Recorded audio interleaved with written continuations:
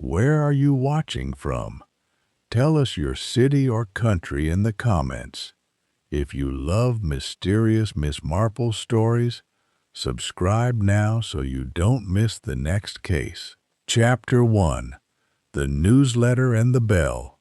By 4:30 on Thursday afternoon, the village of St. Mary's Hollow had settled into the comfortable rhythm of its weekly tea hour. The church bells had just finished ringing.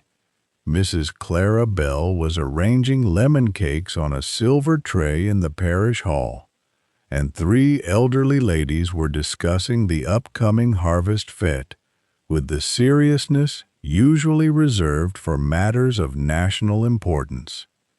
Outside, the September rain had stopped. Inside, everyone was warm, dry, and perfectly content. Everyone that was, except Reverend Arthur Pritchard. He stood alone beside the notice board, staring at the freshly printed parish newsletter. The headline was innocent enough, the September Parish Newsletter. Below it were announcements about the harvest fete, the church roof repairs, a jumble sale, and the usual list of birthdays. But beneath those harmless notices was a single paragraph that had been added at the last moment. The Reverend read it twice, then a third time. His face became strangely pale. "Surely not," he whispered. At that precise moment, Miss Emily Marple entered the hall carrying her knitting basket. She paused when she saw him. Miss Marple was a small, silver-haired woman with a pleasant expression and the remarkable ability to appear as though she had never noticed anything more important than the weather. She noticed everything. "Good afternoon, Reverend," she said. The Reverend turned sharply. "Oh, Miss Marple, you look troubled." "I am merely tired." Miss Marple smiled. "Tired people generally look tired. You look surprised." For a moment, Reverend Pritchard said nothing. Then he folded the newsletter and slipped it into his jacket. "I think I shall go home." He hurried away before she could reply. Miss Marple watched him disappear through the doorway. She did not follow. Instead, she walked toward the notice board. The newsletter was still pinned there. Someone had removed the copy from the Reverend's hand and left another beneath it. Miss Marple adjusted her spectacles. The mysterious paragraph was gone. Only the ordinary announcements remained. That, more than anything, interested her. At 6 o'clock, the village learned that Reverend Pritchard was dead. He had been found in his study by Mrs. Bell, who had gone to the vicarage to deliver the leftover cakes. The police arrived within 20 minutes. By 7, the village had already decided what had happened. By 8, it had decided who had done it. And by 9, everyone had a different version of the truth. Inspector Daniel Reeves, a serious young man from the county police, stood beside the fireplace while Mrs. Bell gave her statement. "He had enemies," she whispered. "Who?" Mrs. Bell hesitated. "That is the trouble with respectable people, Inspector. Their enemies are usually respectable, too." Reeves frowned.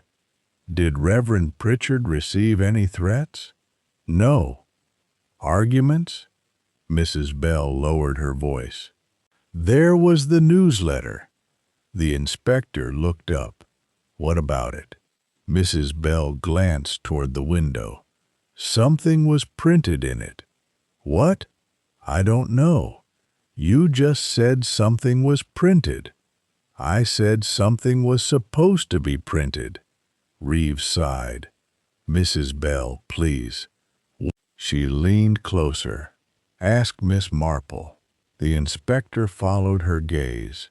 Across the room, Emily Marple sat quietly beside the window, knitting a pale blue scarf. She had heard every word, but she continued knitting. There was one thing, however, that Inspector Reeves did not know. Miss Marple had already noticed something rather peculiar about the parish newsletter. The paragraph Reverend Pritchard had read was not merely missing. It had been removed so carefully that whoever had taken it had known exactly where it was. And Miss Marple had seen the same handwriting earlier that afternoon. Not on the newsletter, on a small envelope lying beside the Reverend's teacup. She remembered the handwriting because of one unusual detail. The letter T was crossed unusually high. It belonged to someone in the village, someone she had already met. And as Miss Marple quietly tied another stitch in her knitting, she began to wonder whether Reverend Pritchard's death had anything to do with a secret the village had successfully buried for nearly 20 years. Outside, the church bell rang once.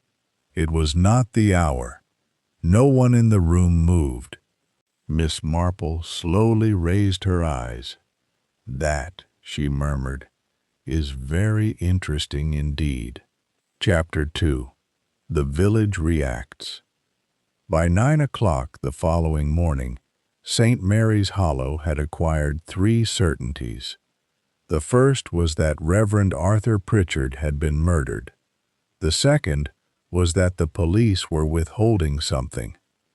The third, and most confidently expressed, was that everyone knew who had done it. Naturally, the 3 certainties contradicted one another. At the village bakery, Mrs. Clara Bell stood behind the counter, arranging loaves of bread, while listening to Mrs. Henshaw explain the entire affair to a customer who had not asked. "It was clearly someone who knew the vicar," Mrs. Henshaw declared. "Everyone knew the vicar," replied Mrs. Bell. "Exactly. That doesn't narrow it down." Mrs. Henshaw lowered her voice. "I mean someone who knew him well." The customer glanced toward the window. "Who?" Mrs. Henshaw looked offended. "I shouldn't like to say," which, in St. Mary's Hollow, meant she very much intended to say it. "Mr. Julian Price." Mrs. Bell stopped arranging the bread. "Why Mr. Price?" "Because they argued last Tuesday about the church roof. An argument is an argument. It was about money." "Exactly." Mrs. Bell sighed. By 10 o'clock, Mr. Julian Price had become the village's leading suspect. By 11, he had apparently threatened the Reverend. By noon, according to Mrs. Henshaw, he had been seen leaving the vicarage carrying a knife. None of this was true. Mr. Price had certainly argued with Reverend Pritchard about the church roof repairs. He had also left the vicarage carrying a gardening tool 2 days earlier, but the gardening tool had been a pair of pruning shears. The knife had been invented somewhere between the bakery and the post office. Miss Marple heard the story while waiting for a parcel. She said nothing. The postmistress, Mrs. Wilkins, looked at her expectantly. "You've heard about Mr. Price?" "I have heard several things about him." "And?" Miss Marple smiled. "I find that when a story changes as it travels, the changes are often more interesting than the original." Mrs. Wilkins considered this.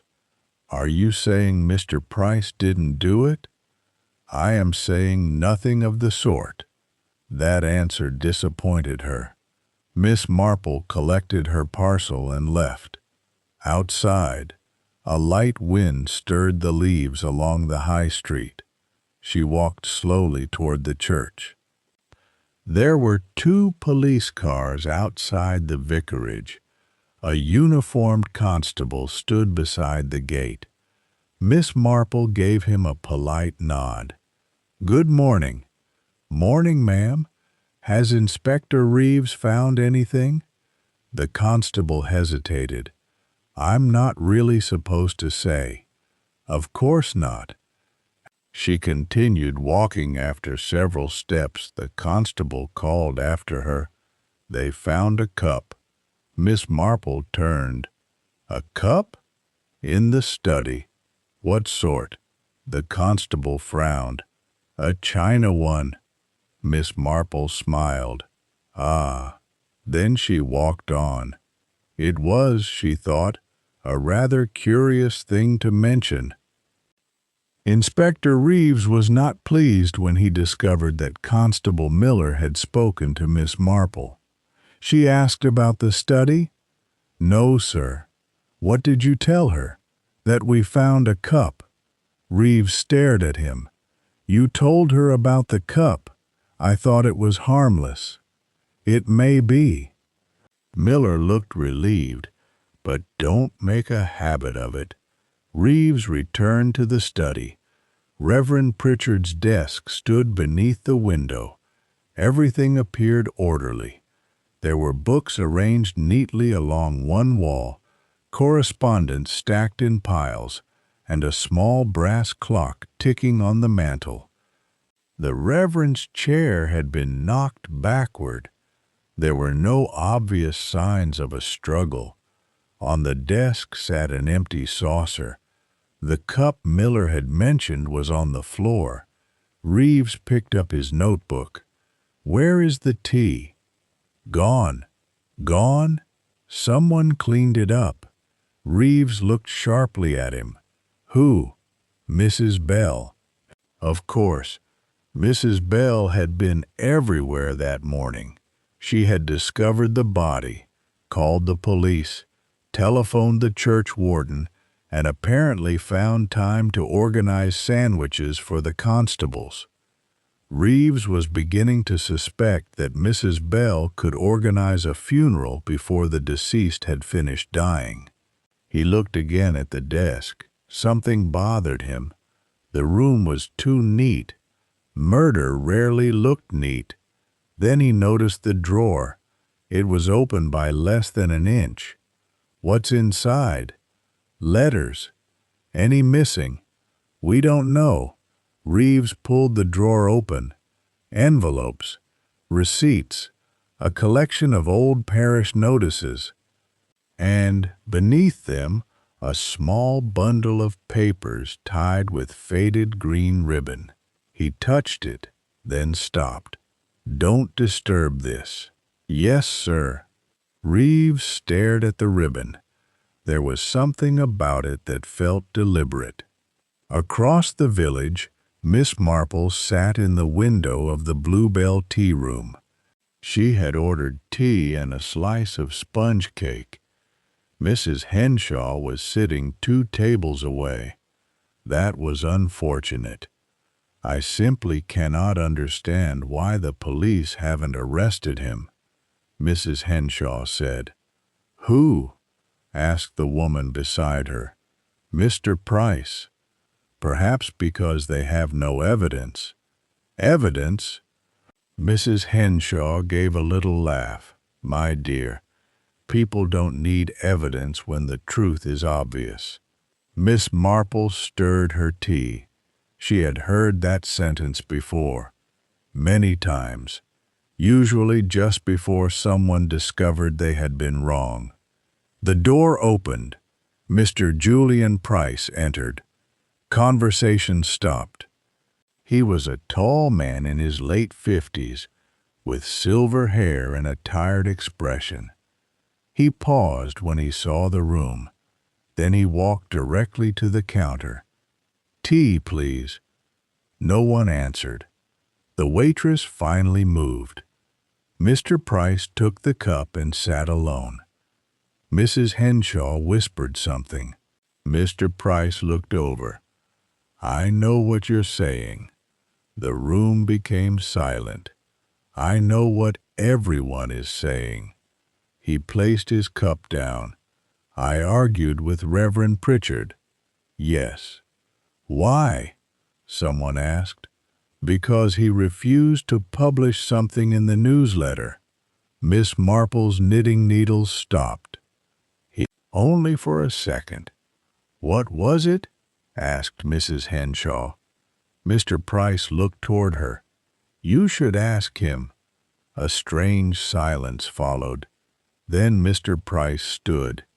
He was afraid of someone. That was all he said. He left the tea room. Mrs. Henshaw immediately turned to Miss Marple. "You heard that?" "Yes." "Who was he talking about?" "I couldn't say." "You always know more than you admit." Miss Marple smiled gently. "I'm afraid that is simply because people often tell me things without realizing they have done so." That afternoon, Miss Marple returned to the church. The door was unlocked. Inside, the building smelled of old wood, candle wax, and damp stone. She walked slowly toward the notice board. The September newsletter was still pinned there. She examined it carefully. Nothing seemed unusual. Then she noticed the bottom corner. A tiny piece of paper had been caught beneath the pin. Miss Marple removed it. It was no larger than a postage stamp. There were 3 words written on it. "Ask about Margaret." Miss Marple's expression did not change, but she remembered something. Margaret Vale had left St. Mary's Hollow 19 years ago. Officially, she had moved away after a disagreement with her family. Unofficially, the village had always whispered that she had been involved in some scandal connected to the vicarage. Miss Marple folded the paper and slipped it into her handbag.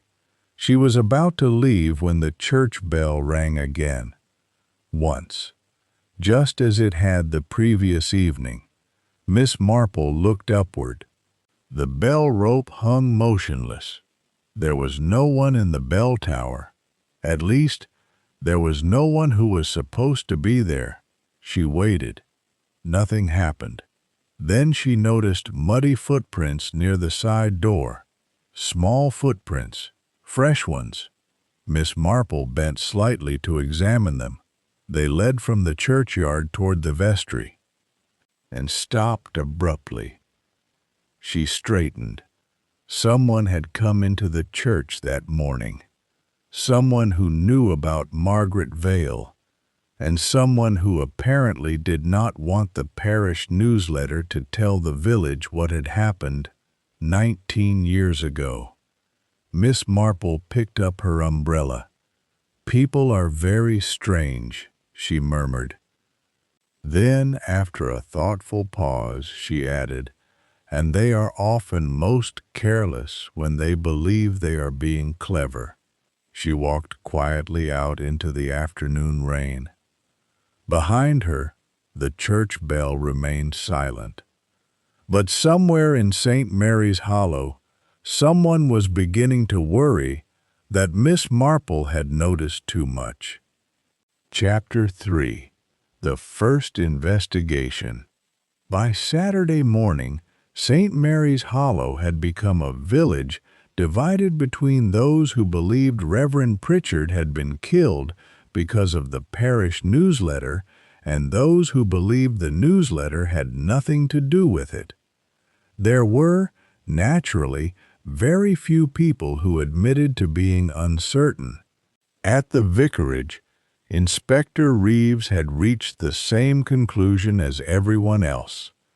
The Reverend had been struck down in his study sometime between 5 and 6 o'clock on Thursday evening. There had been no forced entry, no obvious struggle, and no sign that anything valuable had been taken. The question was simple. Who had wanted him dead?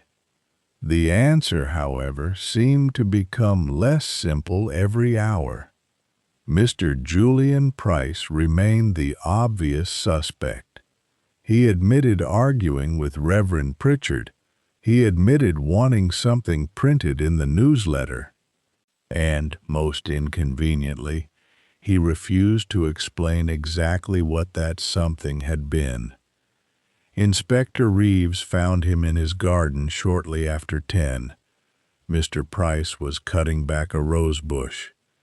"You knew Reverend Pritchard was afraid," Reeves said. Price continued working. "Yes? Afraid of whom?" "That depends." "On what?" "On whether you want the truth or the village version." Reeves frowned. "I want your version." Price finally lowered the shears. "Arthur received a letter." "What kind of letter?" "A warning." "From whom?" "I don't know." "You never saw it." "I saw enough." "What did it say?" Price looked toward the house. "It said that if Arthur printed the truth, someone would suffer." Reeves studied him. "And what truth was that?" Price shook his head. "I can't tell you." "Can't or won't?" "Won't." Reeves's expression hardened. "Mr. Price, a man is dead." "I know." "Then perhaps you should consider that refusing to cooperate makes you look guilty." Price gave a tired smile. "Inspector, in a village like this, looking guilty is remarkably easy." Reeves did not answer, because, annoyingly, the man was right. At noon, Miss Marple visited Mrs. Bell. The older woman lived in a narrow cottage beside the churchyard, where the windows were always polished and the curtains were always perfectly straight. "I thought you might come," Mrs. Bell said. Miss Marple raised an eyebrow. "Why?" "Because you are curious." "My dear Clara, curiosity is such an unattractive word." "Observation, then." "That sounds much nicer." Mrs. Bell poured tea. For several minutes they discussed harmless things: the rain, the harvest fete, the price of sugar. Then Miss Marple said casually, "You found the Reverend, didn't you?" "Yes." "And you cleaned his teacup." Mrs. Bell's hand stopped halfway to the sugar bowl. "Who told you that?" "Inspector Reeves." "Oh," she continued pouring. "He said it was on the floor." "Yes." "Why did you clean it?" "It was broken." "Broken?" "Yes." Miss Marple looked at her. Mrs. Bell avoided her eyes. "It was cracked." "I see." There was a pause. "Was there anything in the cup?" "No." "Anything unusual about the tea?" "No." Mrs. Bell smiled. "You're asking very strange questions." Miss Marple smiled back. "People often think so." She accepted another biscuit. Then she noticed a small smear of blue ink on Mrs. Bell's right thumb. "Have you been writing?" "Just the shopping list." "How industrious." Mrs. Bell laughed, but her laughter came a little too quickly. That afternoon, Inspector Reeves returned to the church. He had received the preliminary report. The Reverend had suffered a fatal blow to the back of the head. There was still no murder weapon. The inspector disliked mysteries without weapons. Weapons could be found. Motives could be argued, but people were much harder. He entered the vestry. The muddy footprints Miss Marple had noticed were still visible near the side entrance. A constable had photographed them, small, narrow, possibly belonging to a woman, or perhaps a young man. The rain had distorted the edges. Reeves crouched beside them. "Who uses this entrance?" The churchwarden, Mr. Henry Vale, answered from behind him. "Everyone." "Who was here Thursday?" "I'm not sure." "Think." Vale sighed. "Mrs. Bell came in around 3. "Anyone else?" "Margaret's sister." Reeves turned. "Margaret?" Vale looked uncomfortable. "Margaret Vale. Related to you?" "My daughter." Reeves stared at him. The name from the mysterious note suddenly seemed considerably less mysterious. "You said Margaret left the village 19 years ago." "Yes. Where is she now?" "I don't know." "You haven't heard from her?" "No." Vale's voice became quiet. "Not for 19 years. Reeves noticed his hands. The churchwarden was gripping his hat so tightly that his knuckles had turned white. "Did Reverend Pritchard know where she was?" Vale looked toward the altar. "He knew many things." "That isn't an answer. It is the only answer I have." At 4 o'clock, Miss Marple was walking home when she saw a woman standing outside the old post office. The woman was young, perhaps 35, with dark hair and a green coat. She appeared to be waiting for someone. Miss Marple recognized her. Mrs. Alice Vale, Margaret's younger sister. They had spoken only once before.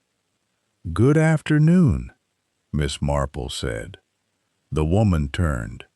"Miss Marple, you seem troubled." "Do I?" "A little." Alice smiled. "Everyone is troubled." "That is true." They stood together beneath the awning while rain began to fall again. Miss Marple looked at the woman's coat.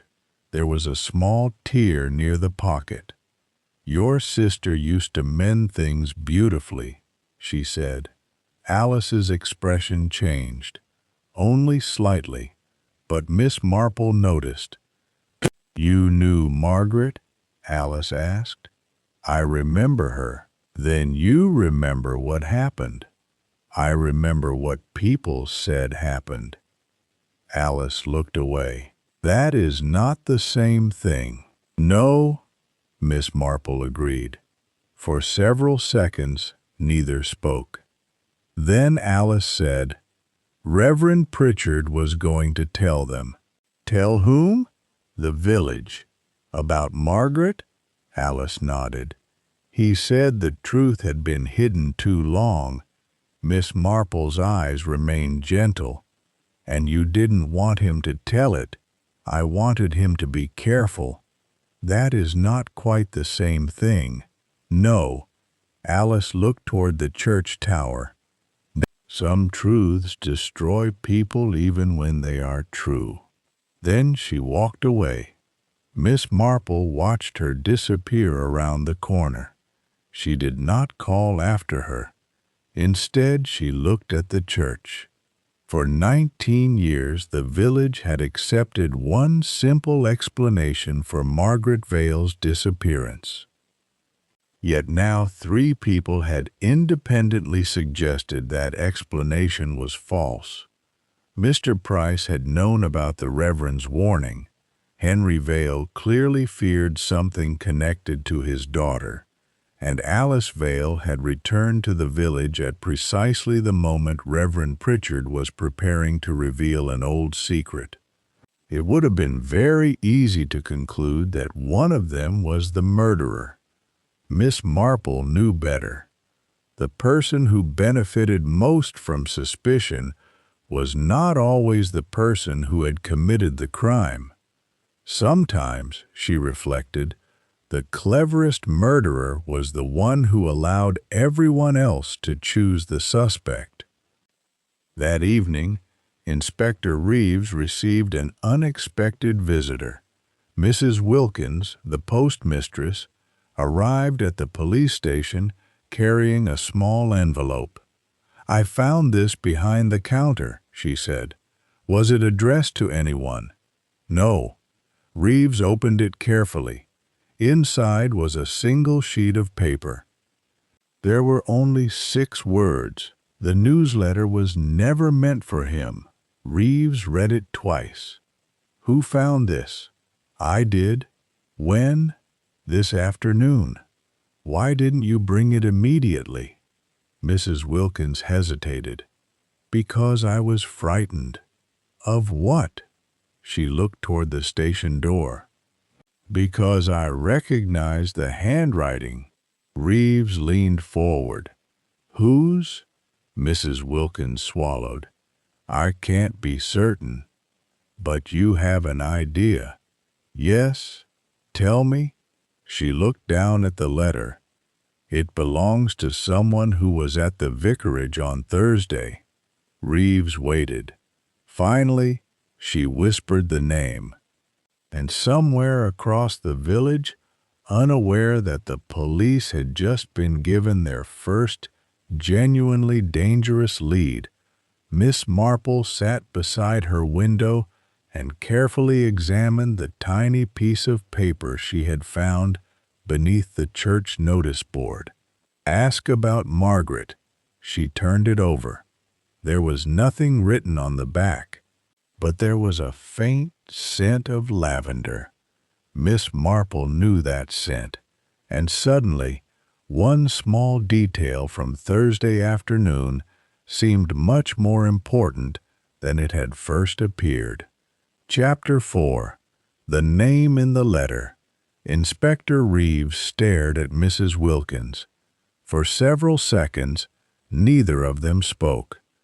The rain tapped softly against the station windows, and somewhere in the back room a clock ticked with irritating regularity. "Whose handwriting?" Reeves asked again. Mrs. Wilkins pressed her lips together. "I said I wasn't certain. You recognized it. I recognized the way the letters were formed." "That is not the same thing." "No." She looked down at the envelope. "The handwriting reminded me of Mrs. Clara Bell." Reeves leaned back. "Mrs. Bell?" Mrs. Wilkins nodded. "But you can't be sure." "No." "Why?" "Because I have seen her handwriting on hundreds of parish notices. This was deliberately altered." "Altered?" The letters were made smaller, more careful. Reeves examined the note again. "The writing looks quite ordinary." "Exactly." Mrs. Wilkins lowered her voice. "That's what makes it clever." The inspector disliked the word. Clever. It had become far too popular in St. Mary's Hollow. Everyone seemed to believe the murderer was clever. Reeves was beginning to think the murderer might simply have been lucky. He folded the note. "Did Mrs. Bell send this?" "I don't know." "Did you see her at the vicarage on Thursday?" "Yes." "What time?" "About 3. Did she leave?" Mrs. Wilkins hesitated. "I saw her come out through the side door." "When?" "Nearly 5. Reeves's expression changed. "You're certain?" "Yes." "That is nearly an hour before Reverend Pritchard died." Mrs. Wilkins nodded. "And did she seem upset?" "She seemed—" "Seemed what?" "Angry." Across the village, Mrs. Bell was having visitors. Mr. Henry Vale sat opposite her beside the fireplace. He looked exhausted. "You shouldn't have come here," Mrs. Bell said. "I had to." "No, you didn't." Vale lowered his voice. "Reeves knows about Margaret." Mrs. Bell stared at him. "Who told him?" "I don't know. You must have said something." "I said nothing." "Then someone else did." They both fell silent. The name Margaret had been enough to frighten them for 19 years. It had begun with a quarrel. At least, that was what the village believed. Margaret Vale had been 19 when she disappeared. She had been intelligent, stubborn, and outspoken, the sort of young woman who asked questions adults preferred not to answer. After she vanished, Reverend Pritchard had said only that Margaret had left voluntarily. Her father had supported the statement. Her younger sister, Alice, had refused to discuss it, and the village, relieved to have a simple explanation, had accepted it. But simple explanations rarely survived long. "Arthur was going to tell them," Vale said. "Yes." "Everything?" "I don't know." "Did he tell you?" Mrs. Bell looked toward the window. "He told me enough." "What did you do?" She turned sharply. "What are you accusing me of?" "Nothing." "You looked at me as though—" "I am frightened, Clara." "So am I." The words came out more quietly than she intended. Then there was a knock at the door. Both froze. 3 slow knocks. Neither moved. The knock came again. Mrs. Bell stood. "I'll answer it." She crossed the room and opened the door. No one was there. Only a small brown envelope lay on the doorstep. She picked it up. There was no name, no address, nothing except a single word written across the front. "Tomorrow." Mrs. Bell's face drained of color. Henry Vale stood behind her. "What is it?" She closed the door. "Nothing." Miss Marple, meanwhile, had begun thinking about lavender. It was not the sort of thing Inspector Reeves would have considered important. Lavender was common in St. Mary's Hollow. Mrs. Bell kept sachets of it among her linens. Mrs. Wilkins used lavender soap. Alice Vale wore lavender-scented perfume.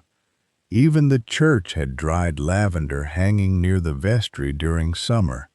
Yet Miss Marple had noticed something. The scent on the paper was not fresh. It was the faint, powdery fragrance left by old-fashioned lavender stationery. She remembered seeing such paper once before, at the vicarage, in a box belonging to Reverend Pritchard. She had seen it on Thursday afternoon, just before he died. Miss Marple sat quietly beside her window, knitting. Her niece, Joan, watched her from across the room. "You're thinking about the murder." "I am always thinking about something." "About the Reverend?" "Among other things," Joan sighed. "You know everyone in that village thinks Mr. Price did it." "Yes? Do you?" Miss Marple smiled. "My dear, thinking someone is unpleasant is not the same as thinking he is a murderer. Then who do you suspect?" Miss Marple looked down at her knitting. "I suspect everyone of being human." Joan laughed. "That isn't an answer. It is usually the beginning of one." The following morning, Inspector Reeves called Mr. Price back to the station. This time, the questioning was more direct. "You knew Reverend Pritchard intended to publish something about Margaret Vale?" Price nodded. "Yes." "You knew he had received a warning?" "Yes." "And you were at the vicarage Thursday afternoon?" "For 20 minutes." "What time?" 3:30. "Why?" to persuade him not to publish. Why? Price looked irritated. Because Margaret's story was not his to tell. That's an interesting statement. It is the truth. Did you threaten him? No. Did you touch him? No. Did you see Mrs. Bell? Price paused. Yes. When? She was leaving as I arrived. Reeves wrote it down. Anything unusual? Price thought. She was carrying something. What? I don't know. A bag?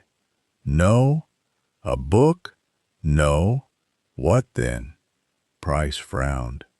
A small envelope. Reeves stopped writing. Are you certain? Yes. Did she give it to Reverend Pritchard? I couldn't see.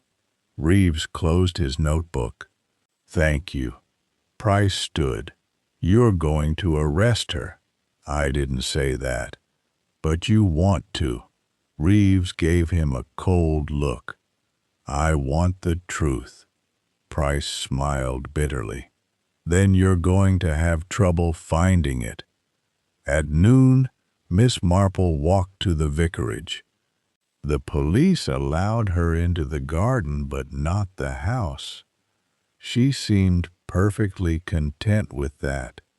She sat beneath an old apple tree. Inspector Reeves came outside.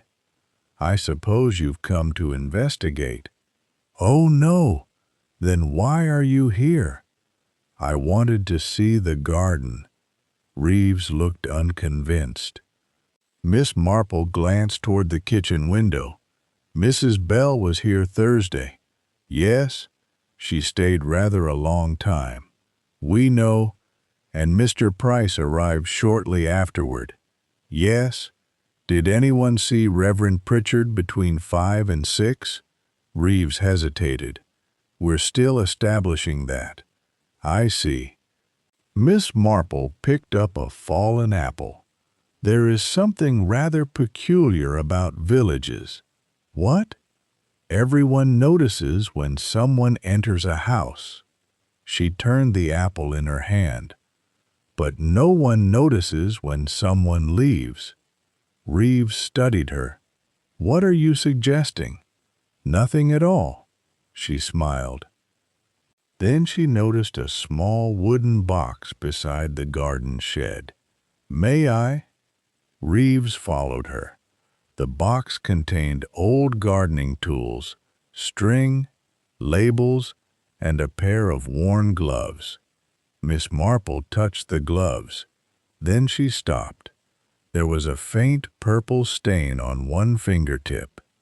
Interesting. Reeves examined it. Could be ink? Yes. Or paint? Indeed. He looked at her. You think it's important? Miss Marple gently placed the glove back. I think it is always wise to remember that people leave traces of themselves everywhere. Before Reeves could reply, a shout came from the house. A constable ran toward them. Inspector, what is it? We found something in the study. What? The constable held up a small sheet of paper inside an evidence envelope. Another piece of the parish newsletter. Reeves took it. The paper was yellowed at the edges. Across the center were several printed words. Most had been torn away. Only one sentence remained. Margaret Vale did not leave St. Mary's Hollow willingly. Reeves stared at it. Miss Marple said nothing, but her eyes moved toward the vicarage window. For the first time, the peaceful little village seemed to have lost its innocence entirely.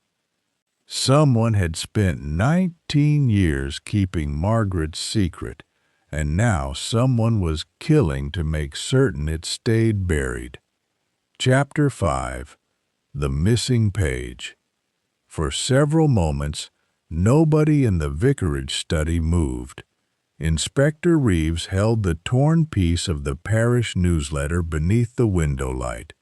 The sentence was unmistakable. Margaret Vale did not leave St. Mary's Hollow willingly. It was not an accusation. It was not even an explanation, but it was enough to make the room suddenly feel much smaller. "Where did you find it?" Reeves asked. The constable pointed toward the fireplace. "Behind the grate." "Behind it?" "Yes, sir." Reeves crouched beside the fireplace. The grate was cold. There had been no fire for several days. Someone had pushed the paper into the narrow space behind it. Not thrown it. Pushed it. Carefully. Reeves looked at Miss Marple. She was still standing beside the garden door, her expression calm. "What do you make of it?" he asked. Miss Marple considered the paper. "I think Reverend Pritchard wanted the truth to be known. That much seems obvious." "Yes, and someone didn't." Miss Marple gave a small nod. "That seems equally obvious." The constable looked between them. "Shouldn't we be looking for whoever wrote it?" "Certainly," said Reeves. Miss Marple smiled faintly. "Although the person who wrote it and the person who hid it may not be the same person." Reeves looked at her. "Why do you say that?" "Because people who write dangerous things usually want them discovered." She glanced at the torn edge. "People who hide dangerous things usually want them forgotten." By lunchtime, the discovery had reached nearly every house in the village. The story changed slightly with every retelling. At the butcher's shop, Margaret had apparently been murdered. At the bakery, she had supposedly been kidnapped. At the post office, she had been seen leaving the village in a black motor car. At the Bluebell Tea Room, Mrs. Henshaw announced that she had always known there was something suspicious about the Vale family. "You did not," Mrs. Wilkins reminded her. "I suspected. You said Margaret ran away with a man. I was younger then." "You're 68. I was 67 when I said it." Mrs. Wilkins stared at her. Mrs. Henshaw lowered her voice. "Well, we all make mistakes." Miss Marple, seated nearby, hid a smile behind her teacup. She had noticed something more important. Nobody was asking the same question. Everyone wanted to know what had happened to Margaret. Almost nobody wanted to know why Reverend Pritchard had chosen now to reveal it. That was the question that interested Miss Marple. 19 years was a long time to remain silent. Something had changed. And whatever that something was, it had frightened someone badly enough to kill. Inspector Reeves spent the afternoon interviewing the Vale family. Henry Vale arrived first. He looked older than he had the previous day. "Did you know Margaret was mentioned in the newsletter?" Reeves asked. "No? Did you know Reverend Pritchard intended to reveal what happened?" Henry hesitated. "Yes? When did he tell you?" 3 weeks ago." 3 weeks? Yes? Why didn't you tell me this before? Henry looked down. "Because I hoped he would change his mind." "Why?" "My family has suffered enough." Reeves leaned forward.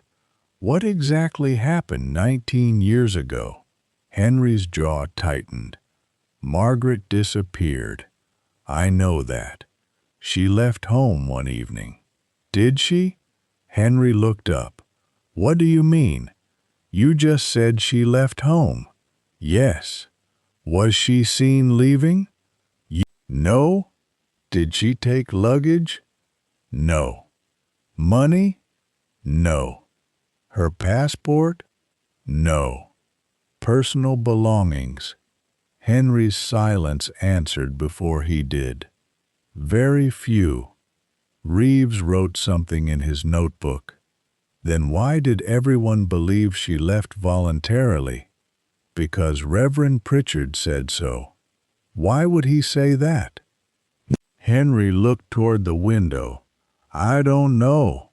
Reeves closed the notebook, but before Henry stood, he asked one final question. Did Margaret have enemies? Henry's face changed. No. Someone she feared? No. Someone who feared her? A long silence followed. Then Henry said quietly, Yes. Alice Vale was interviewed next. Unlike her father, she remained composed.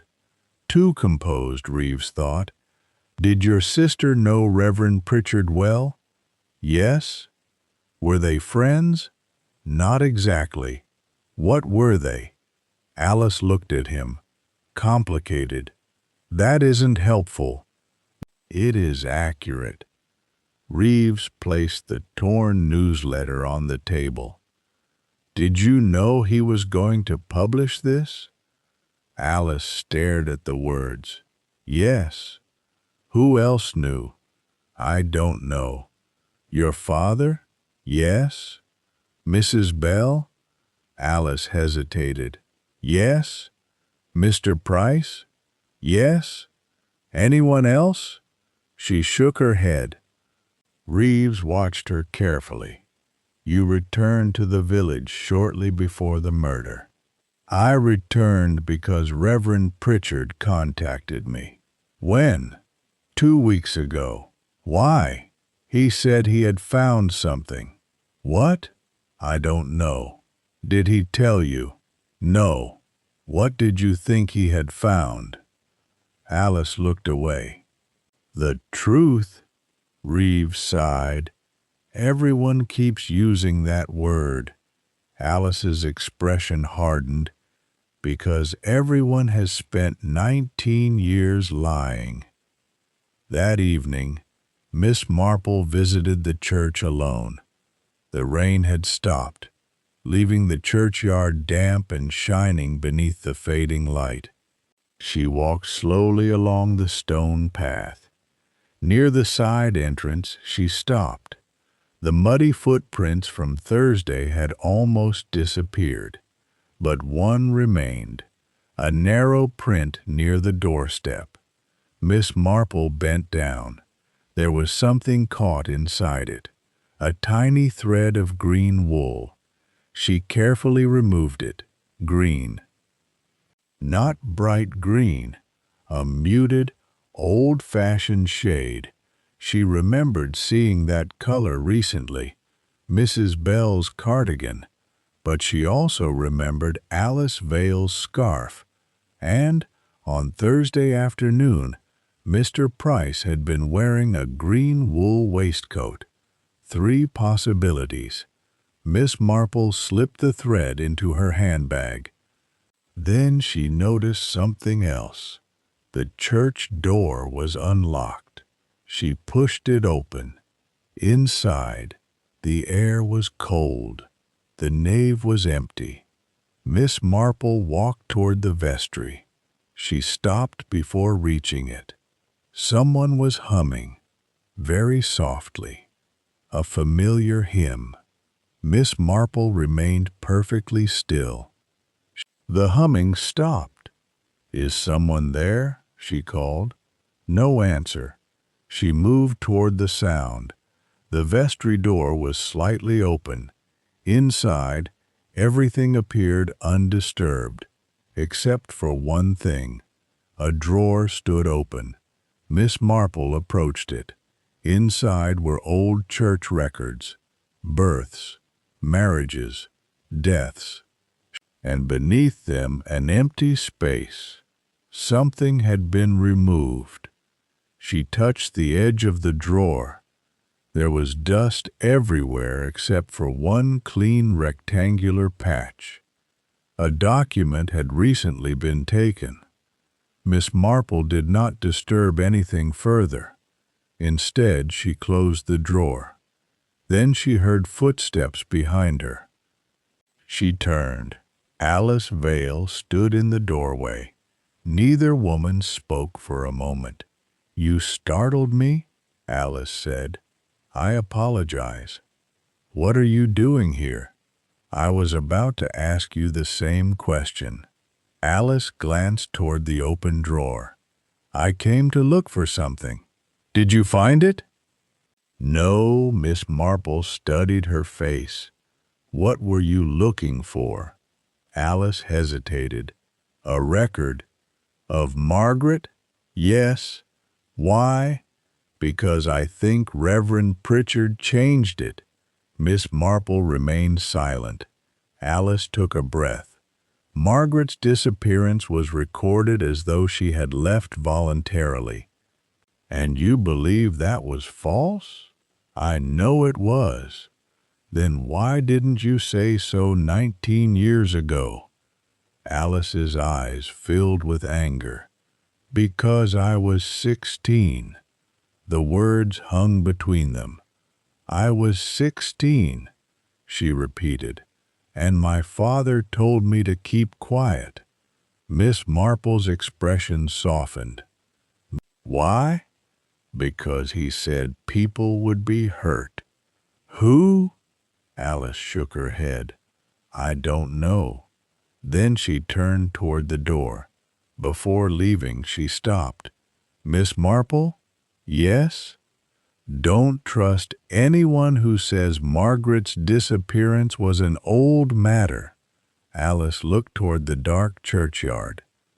"It isn't old to the person who made it happen." She left. Miss Marple stood alone. A moment later, she heard the church bell. Once, exactly as before, she looked toward the bell tower. Then she noticed something lying on the vestry floor. A small brass key. She picked it up. Attached to it was a faded paper label. Only 2 words were written there: Parish Archive.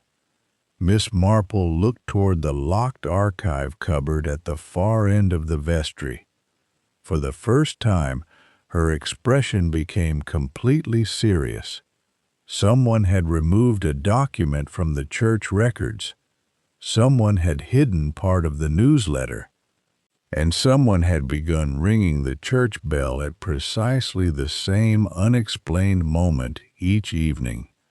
The village had spent 19 years believing Margaret Vale had simply disappeared. But now Miss Marple was beginning to suspect that the disappearance itself had been carefully arranged. And somewhere among the old parish records, there might be a document capable of proving it. Chapter 6. The Parish Archive. The brass key lay in Miss Marple's palm, small and cold. For a moment she simply looked at it. The label attached to it was old, its edges softened by years of handling. The words Parish Archive had been written in faded black ink.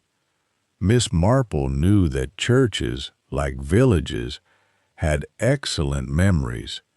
They simply stored their memories in different places. People kept secrets in their minds. Churches kept them in cupboards. She slipped the key into her handbag. She did not try the archive cupboard that evening. There was no need to hurry. If someone had removed a document from it, then that person had probably believed nobody would notice.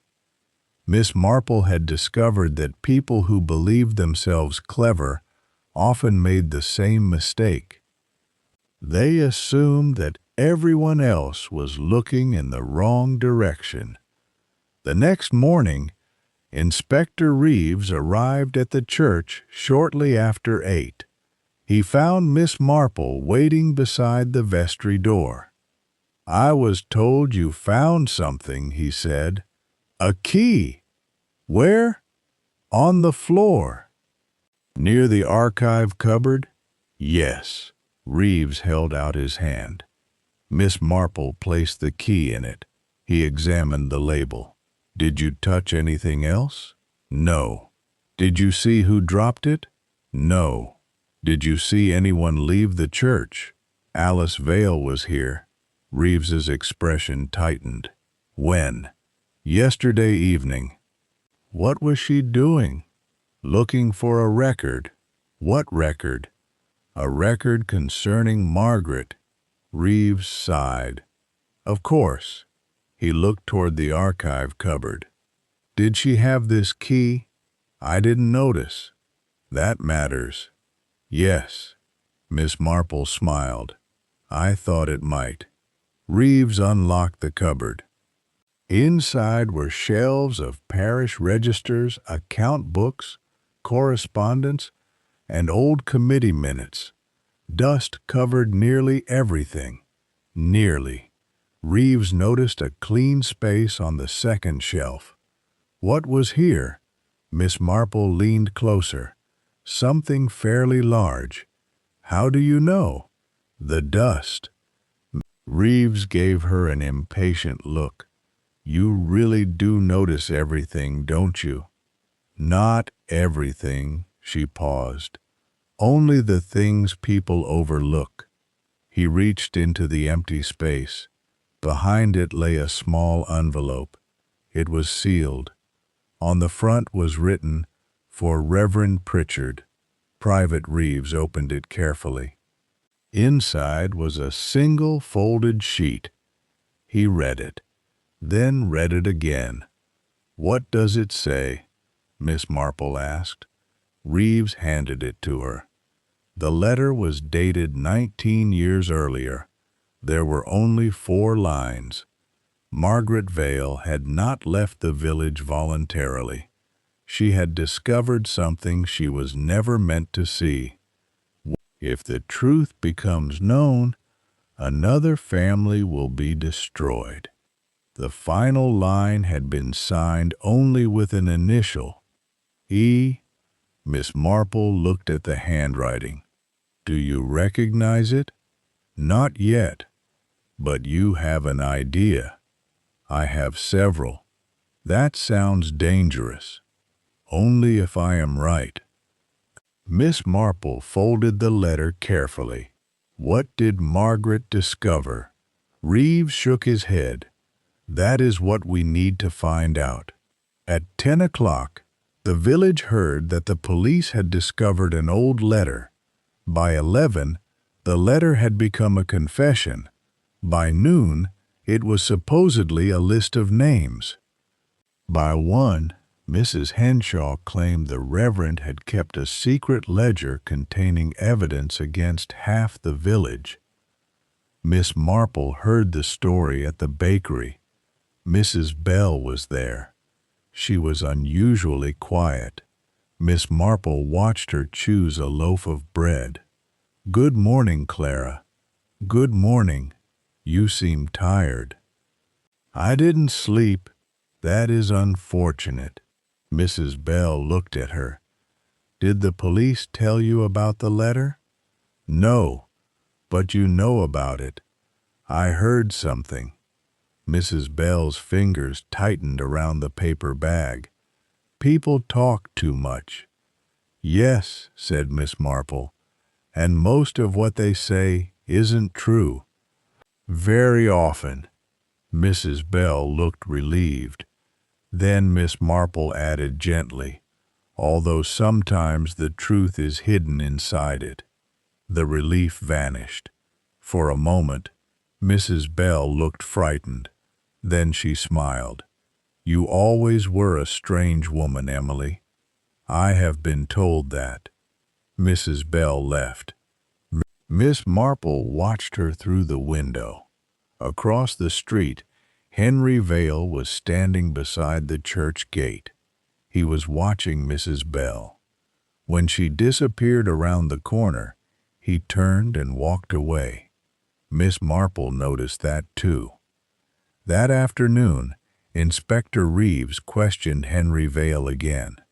"You knew about the letter." Henry stared at the desk. "Yes." "Who is E?" "I don't know." "You expect me to believe that?" Henry's voice trembled. "I haven't seen that letter in 19 years. "But you knew it existed." "Yes." "Why?" "Because Margaret wrote it." Reeves looked up. "Margaret?" Henry nodded. "She wrote to Reverend Pritchard before she disappeared." "What did she discover?" "I don't know." "You're lying." Henry looked exhausted. "I wish I were." Reeves leaned back. "Then tell me what you do know." Henry closed his eyes. Margaret had become frightened. "Of whom?" "She wouldn't say." "Did she mention a name?" "No." "Did she leave anything behind?" Henry hesitated. "A diary." Reeves sat upright. "Where is it?" "I don't know." "Who had it?" "Arthur."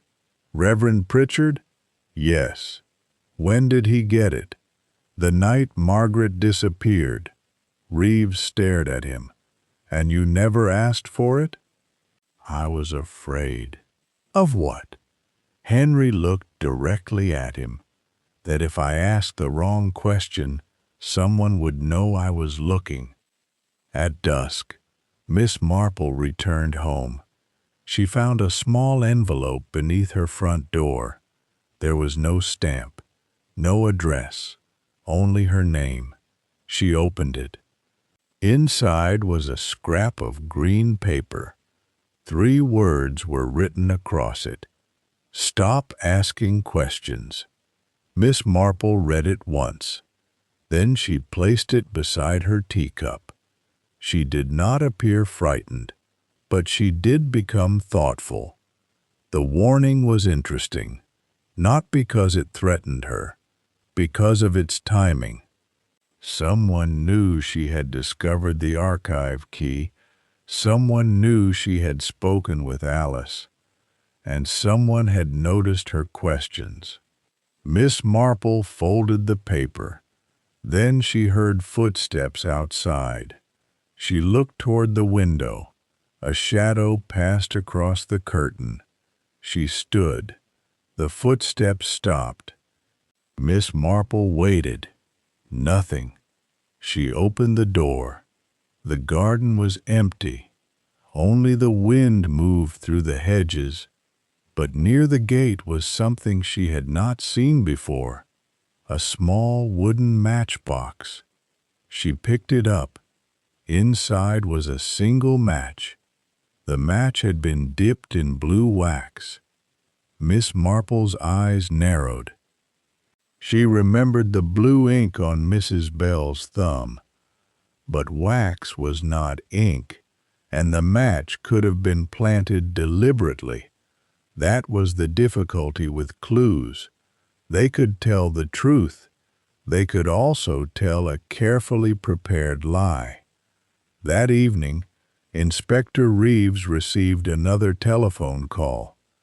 It was from Constable Miller at the church.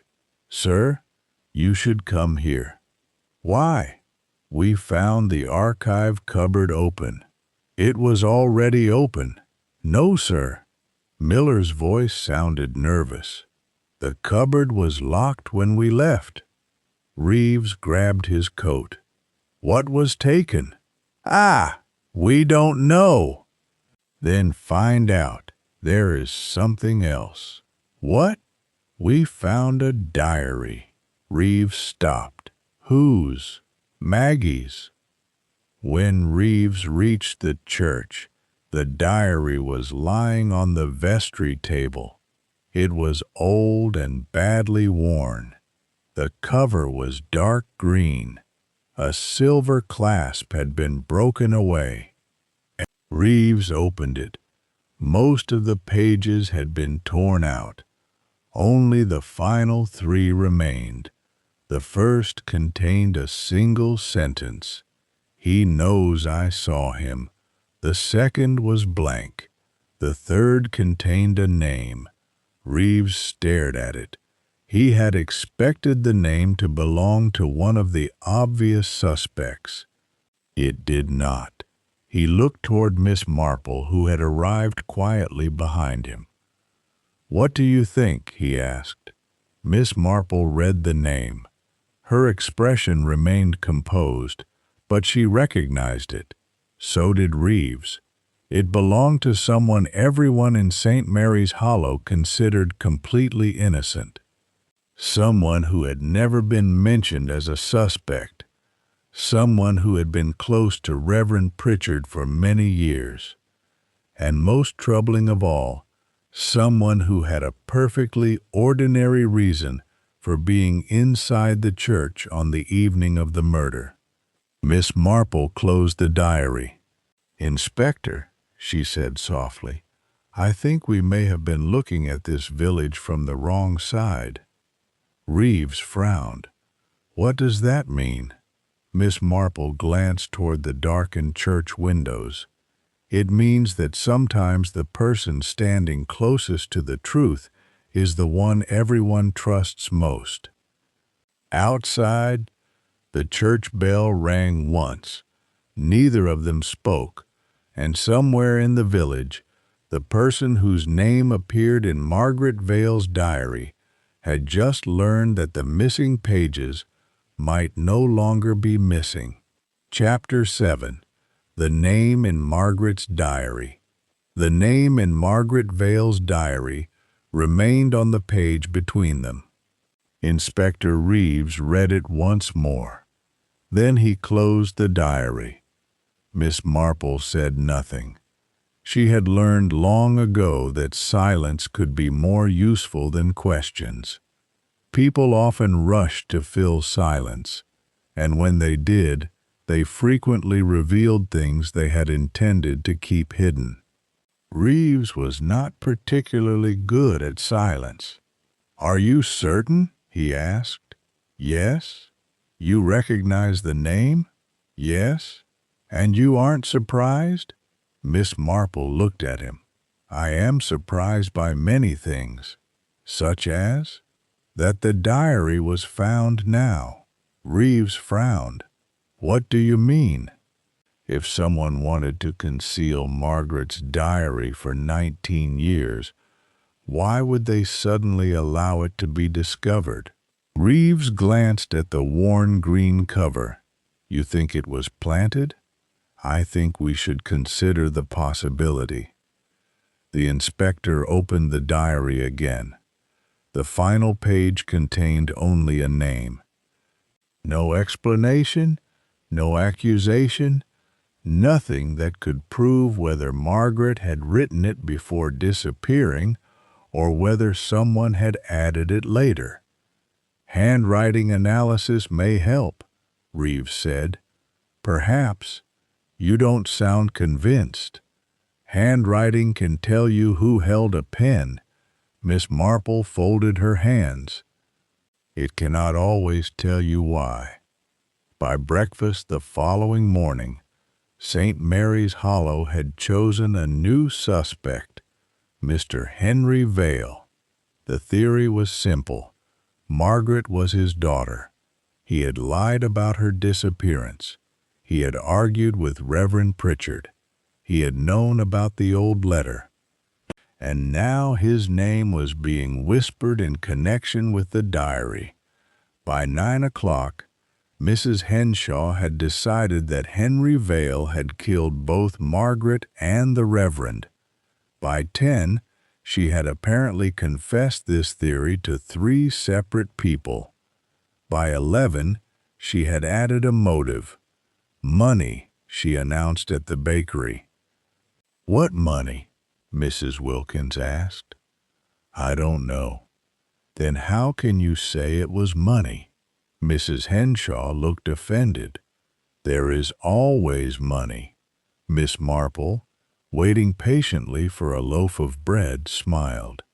Not always, Mrs. Henshaw. Mrs. Henshaw turned. Oh, Emily, you don't believe Henry Vale is innocent, do you? I don't believe innocence and guilt are decided by breakfast. The bakery fell silent. Miss Marple paid for her bread and left. Outside, she noticed Henry Vale standing beside the church wall. He looked as though he had not slept. "Good morning," she said. He nodded. "Miss Marple, are you all right?" "No, that is understandable." He looked at her sharply. "Did you know Margaret?" "Only slightly. She trusted you." Miss Marple paused. "I don't think she knew me well enough to trust me." "She knew you observed people. That is not necessarily a compliment." Henry gave a faint smile. "Then it disappeared. They're saying I killed her." Miss Marple looked at him carefully. "Did you?" His face hardened. "No." "Then you should say so." "To whom?" "To yourself first." He looked away. "I couldn't protect her." Miss Marple's expression softened. "That is not the same as killing someone." Henry's eyes filled with something that might have been shame. "There are things I should have done." "What things?" He shook his head. "I don't know whether I can tell you." "Then perhaps you aren't ready." Miss Marple walked away. Behind her, Henry remained beside the church. But she had noticed one important detail. When she mentioned Margaret, he had looked toward the vicarage, not the church, not the graveyard, the vicarage. Inspector Reeves spent most of the morning examining the diary. He compared Margaret's handwriting with old-school records, letters, and a birthday card kept by Alice. The handwriting appeared consistent. The final page was genuine, but that did not mean the name was necessarily connected to the murder. There was another problem. The diary had been kept hidden inside the archive cupboard, yet the cupboard had been locked. Someone had possessed the key. Reeves asked the church warden about it. "Who has keys to the archive?" "Reverend Pritchard." "Anyone else?" Henry Vale hesitated. "I had one." "Did Mrs. Bell?" "Yes." "Mr. Price?" "No." "Alice?" "Not officially." Reeves wrote down the names. 3 people, 3 keys, 3 opportunities. He stared at the list. Then he noticed something. "Where is your key?" Henry's expression changed. "I lost it." "When?" "Several years ago." Reeves looked up. "You didn't report that." "I didn't think it mattered." "It matters now." Henry swallowed. "I know." At 2 o'clock, Mrs. Bell arrived at the police station voluntarily. Reeves was surprised. "I want to speak with you," she said. "About?" "The diary." He gestured toward the chair. "Sit down." She did. "Did you know Margaret kept a diary?" "Yes." "Did you know where it was?" "No." "Did you know the archive cupboard contained it?" "No." "Did you have a key?" "Yes." "Where is it?"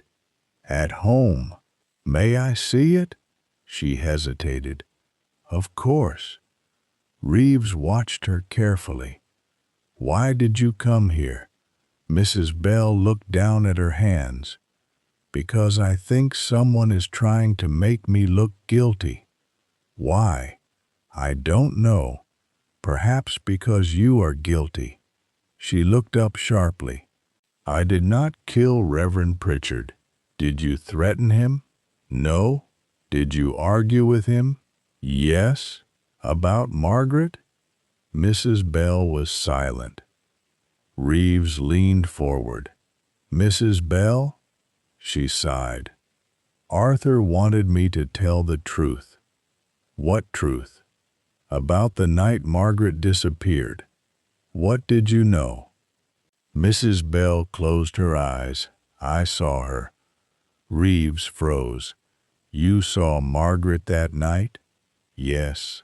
Where? Near the old mill. Was she alone? No. Who was with her? Mrs. Bell opened her eyes. I don't know. You just said you saw her. I saw her from a distance. Then why didn't you tell anyone? Because Arthur told me not to. Why? Because he said the person with her was dangerous. Reeves sat back. Who? Mrs. Bell's face became pale. I never saw the person's face. But Margaret did? I think so. What happened?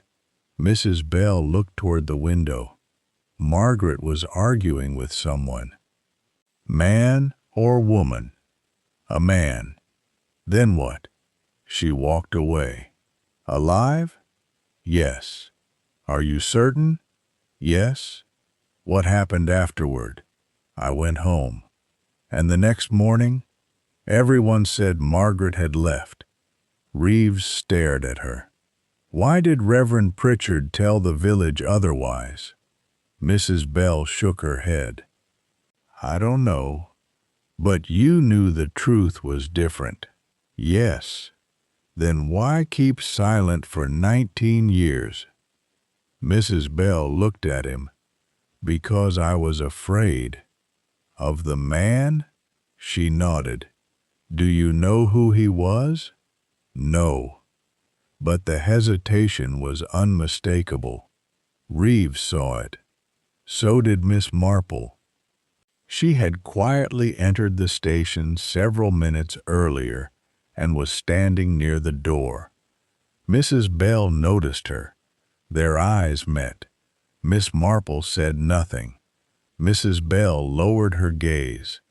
That evening, Alice Vale came to Miss Marple's cottage.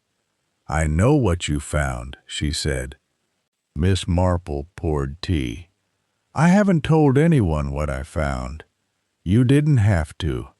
Alice sat down. The diary. Yes. Who is named in it? Miss Marple did not answer.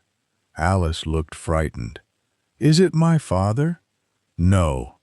Mrs. Bell? No. Mr. Price? No. Alice's face tightened. Then who? Miss Marple looked at her. I think you already know. Alice stood abruptly. I don't. You came here because you were afraid of the answer. Alice stared at her. Then, very softly, she said, Reverend Pritchard wasn't the only person who knew. Miss Marple waited. Alice continued. My sister left something with me. What? A letter. Where is it? I burned it. Why? Because it contained a name. Whose? Alice looked toward the window. Before she could answer, there was a loud crash outside. Both women turned. A stone had been thrown through the garden window. Miss Marple rose slowly. Alice stepped backward. Something was tied around the stone, a narrow strip of green paper. Miss Marple picked it up. Written across it were 5 words. You were warned once already. Alice's face went white. Miss Marple read the message carefully. Then she looked at Alice. You said your sister left you a letter. Yes. And you burned it. Yes. Miss Marple nodded. That was probably a mistake. Why? Because If the person who wrote this message knows about the letter, then they may also know what was written on it. Alice stared at her. And if they know that, Miss Marple's expression remained calm, then they are no longer trying merely to frighten us. She looked toward the dark garden. They are trying to find out whether we remember the name. Outside, footsteps moved briefly along the garden wall, then disappeared. For the first time, Miss Marple's eyes became hard. Someone had spent 19 years protecting a secret. Now that secret was beginning to fight back. Chapter 8. The Test. The broken window was repaired before breakfast. In St. Mary's Hollow, this was considered proof that everything was returning to normal. Miss Marple knew better. Windows could be replaced. Fear could not. Alice Vale had spent the night at Miss Marple's cottage. She had insisted she was not frightened, but she had slept badly and started at every sound from the garden. By morning, she had made up her mind. "I should leave," she said. Miss Marple was buttering toast. Why? Because whoever threw that stone knows I am here. That is possible. They may come back. That is also possible. Alice stared at her. You aren't going to tell me to stay? No? Why not? Because people who are frightened often make poor decisions. I would rather you make yours after breakfast. Alice almost smiled. Almost. Then the front door opened. Inspector Reeves entered. I heard about the window. It has been repaired, said Miss Marple. I can see that. He looked at Alice. Are you all right? Yes. Did you see anyone? No. Did Miss Marple? No. Reeves sighed. Of course. He placed a folder on the table. We found something at the church. Miss Marple looked at him. What? The original parish newsletter. Alice's face changed. The missing page? No. Reeves opened the folder. The entire original. The newsletter was older than the September edition. It had been printed 19 years earlier. The date was 3 days before Margaret Vale disappeared. Reeves spread the pages across the table. Most contained ordinary announcements. A harvest supper, a children's choir recital, a notice about church repairs. But one paragraph had been crossed out in thick black ink. Miss Marple leaned closer. What does it say? Reeves read it aloud. The parish council wishes to remind residents that certain private matters should remain private and that unfounded accusations may cause considerable harm. Alice looked disturbed. Why would that be in the newsletter? That is what we're trying to determine. Miss Marple examined the black ink. Was this written by Reverend Pritchard? Probably. Probably? The handwriting matches some of his notes. She looked at the page. No? Reeves frowned. No, it resembles his handwriting. That is what I said. But the pressure is different. Alice looked confused. What does that mean? It means someone may have copied his handwriting. Reeves stared at Miss Marple. Why would anyone do that? Miss Marple smiled faintly. That is precisely the question. At 11 o'clock, Reeves returned to the vicarage. He had discovered another inconsistency. The Reverend's desk clock had stopped at 5:18. The police had originally assumed it had been knocked over during the attack, but it had not fallen. It had been deliberately stopped. Reeves examined it. Why would someone stop a clock? The constable beside him shrugged. To create a false time of death? Possibly. Or to make us believe something happened at 5:18. Reeves nodded. He looked around the study. The room was still, too still. Then he noticed the calendar. Thursday's date had been circled. Nothing unusual, but beneath it was a handwritten note. 5:30, Bell. Reeves stared at it. Bell. He immediately thought of Clara Bell, but then he noticed the punctuation. There was a small dot after the word, not a period, a mark used in Reverend Pritchard's private shorthand. It could mean a person, or an appointment, or something else entirely. He removed the page. Miss Marple spent the afternoon at the Bluebell Tea Room. She sat in her usual corner. Mrs. Henshaw was there, but for once she was unusually quiet. Mr. Julian Price entered at 3. He looked exhausted. Miss Marple watched him order tea. Then she did something unusual. She invited him to sit with her.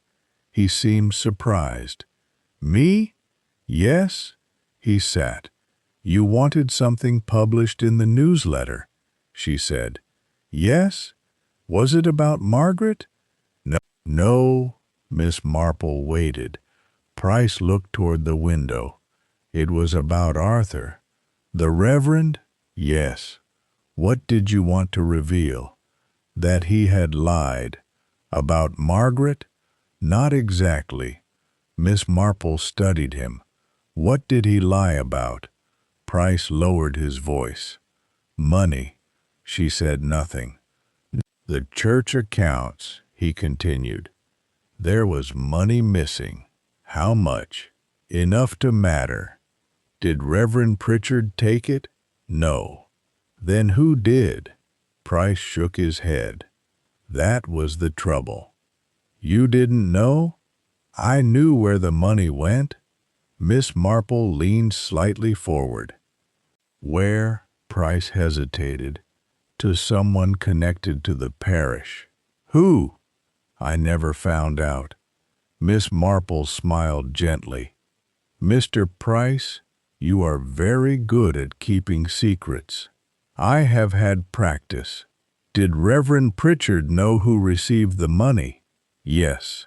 Did he intend to expose that person? Yes. Was that why you argued with him? No. Then why? Price looked directly at her. Because I wanted him to tell the police. Miss Marple's eyes narrowed slightly. And he refused? He said exposing the money trail would bring Margaret's name into it. Why? Price stood. Because the money was connected to the night she disappeared. Then he left. Miss Marple remained seated. The pieces were beginning to form a pattern. Not a complete pattern, but enough to suggest that Margaret's disappearance, the missing church money, and Reverend Pritchard's murder were not separate events. They were parts of the same secret. That evening, Miss Marple decided to conduct a small experiment. She invited 3 people to the vicarage garden, Mrs. Bell, Mr. Henry Vale, and Alice Vale. Inspector Reeves watched from inside the house. Miss Marple sat beneath the apple tree. I asked you here because I want to discuss Margaret, she said. Nobody spoke. Mrs. Bell looked nervous. Henry looked angry. Alice looked frightened. Miss Marple placed 3 envelopes on the table. One of these contains the name Margaret wrote in her diary. Henry's face tightened. Alice looked down. Mrs. Bell stared at the envelopes. Miss Marple continued, "I don't intend to open it." Reeves, listening from the window, looked surprised. Miss Marple picked up the first envelope. "I only want to know something." She turned to Mrs. Bell. "Would you recognize the name?" Mrs. Bell swallowed. "Yes." Henry looked at her. Alice did too. Miss Marple noticed. Then she turned to Henry. "Would you?" He shook his head. "No." "Are you certain?" "Yes." Finally she looked at Alice. "Would you recognize it?" Alice's lips parted. "No?" Miss Marple smiled. "Thank you." She gathered the envelopes. No name had been revealed, no evidence had been produced, yet something had changed. Mrs. Bell had looked at Henry, Henry had looked at Alice, and Alice had looked at the ground. Miss Marple knew then that the name itself was not the most important clue. Their reactions were. Later that evening, Reeves confronted her. "You knew the envelopes were empty." "Yes." "You were testing them." "Yes." "Why?" "To see who was afraid of a name." And Miss Marple looked toward the dark village. Someone recognized the possibility of a particular name. "Who?" "I don't know yet." Reeves frowned. "You can't leave it there." "I am afraid I must." Then Miss Marple noticed something on the garden table. A 4th envelope. Neither of them had placed it there. Reeves picked it up. There was no name. Only one sentence. The clock was stopped at 5:18 because she was still alive at 5:30. Reeves stared at the message. Who is she? Miss Marple looked toward the church tower. For the first time she seemed genuinely troubled. "If this is true," she said quietly, "then Reverend Pritchard may not have been the only person who was alive that evening." Reeves looked at her. "Margaret?" Miss Marple did not answer. The church bell rang, once, then again, and somewhere beyond the village, hidden among the trees, a figure watched the light in Miss Marple's window. The game had changed. Someone was no longer merely hiding the past. They were beginning to manipulate the investigation. And Miss Marple had just been given a clue that could turn the entire case upside down. Chapter 9. The Final Test. By 8 o'clock the next morning, Inspector Reeves had stopped believing in coincidences. The anonymous note found in Miss Marple's garden had changed everything. The clock was stopped at 5:18 because she was still alive at 5:30. The words had been written in the same narrow hand as the earlier messages. Reeves placed both notes beside one another. "The handwriting is similar," he said. Miss Marple examined them. "Similar, yes. You still think they're deliberately altered?" "I think the writer wants us to notice the handwriting." "Why?" "To make us suspect someone." Reeves frowned. "You mean Mrs. Bell?" "Perhaps. You keep saying that." "Because Mrs. Bell keeps being placed where suspicion naturally falls." Reeves looked at her. "And you don't believe she did it?" "I believe she is frightened." "That isn't the same thing." "No." Miss Marple folded her hands. and frightened people sometimes behave very badly without being guilty of murder. At 8:30, the police searched the vicarage again. This time, they examined every drawer, cupboard, and box. They found no murder weapon, no second diary, no hidden confession. But inside an old writing desk, Reeves discovered a bundle of receipts tied together with blue ribbon. Church accounts. Several payments had been made over a period of 19 years. All were legitimate on the surface, but one name appeared repeatedly: C. Bell. Reeves stared at the receipts. Mrs. Bell, the constable beside him, nodded. Looks bad. It does. But Reeves had learned something from Miss Marple. A clue that looked too convenient deserved caution. He checked the dates. The first payment had been made 19 years ago. The last was dated 3 weeks earlier. That was interesting. He took the papers.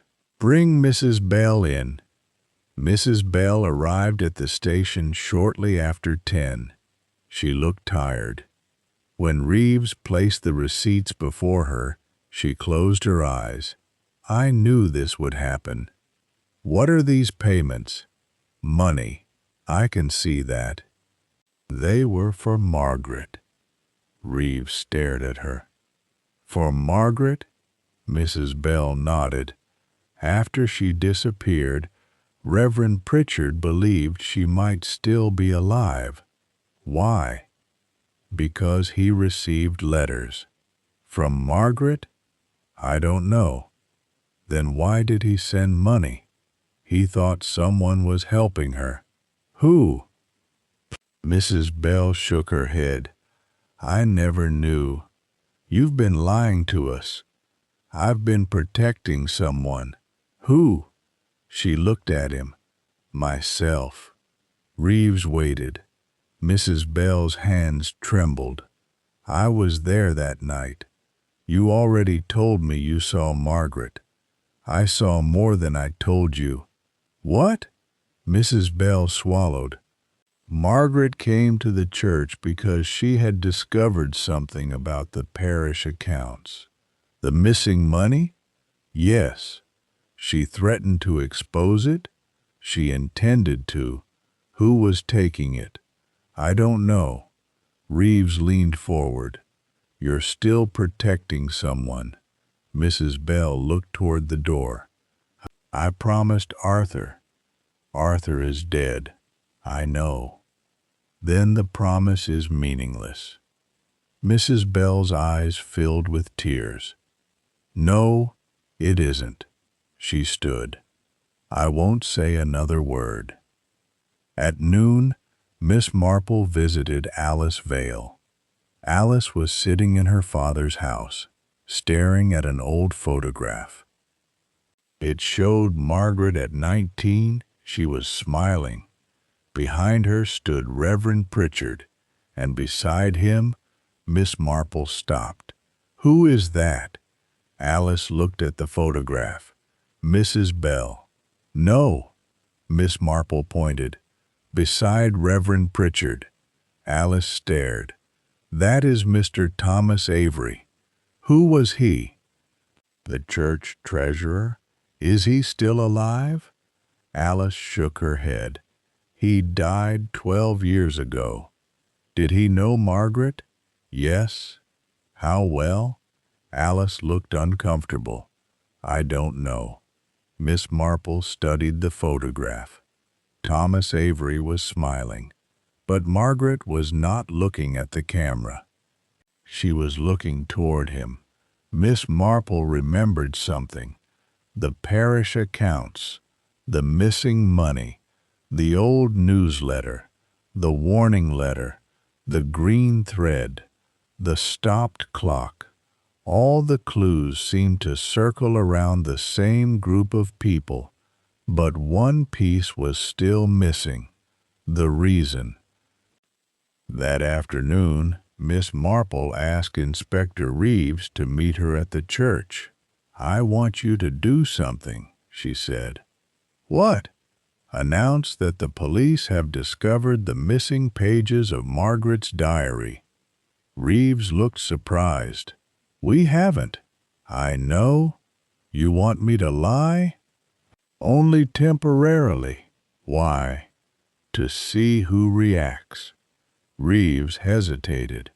"You're setting a trap. A very small one." "And what exactly will we say?" Miss Marple looked toward the vestry. "That the final pages contain the name of the person Margaret believed responsible for her disappearance." Reeves understood. "You expect someone to panic." "Not panic," she smiled. "Correct something." At 4 o'clock, the announcement was made. Inspector Reeves deliberately spoke loudly outside the church. "We have recovered the missing pages." Several villagers gathered nearby. Mrs. Bell was there. Henry Vale was there. Alice stood beside the gate. Julian Price arrived moments later. Reeves continued. "The pages identify the person Margaret believed was responsible." Miss Marple watched the crowd. Most faces showed surprise. Some showed fear. One showed anger. Henry Vale. He stepped forward. "That isn't possible." Reeves looked at him. "Why?" "Because the final pages were destroyed." Silence. Miss Marple's eyes sharpened. Reeves said quietly, "How do you know?" Henry's face went pale. He stopped. Miss Marple spoke gently. "Who told you the pages were destroyed, Mr. Vale?" Henry looked at her. Nobody answered. Then, from behind the crowd, Mrs. Bell whispered, "Arthur." Everyone turned. She looked terrified. "Arthur told Henry," she said. Reeves stepped toward her. "When?" Mrs. Bell shook her head. "I don't know." Miss Marple watched Henry. He had gone completely still. Then he whispered, "That's not what happened." "What happened?" Reeves asked. Henry looked at Miss Marple, and suddenly the old man's expression changed. It was not anger. It was surrender. "Margaret came back." Alice gasped. "What?" Henry closed his eyes. "She came back 19 years ago." The village fell silent. "She was alive," he continued. "Arthur found her." "Where?" Reeves demanded. "Near the old mill." "Why did she disappear again?" Henry looked toward the church.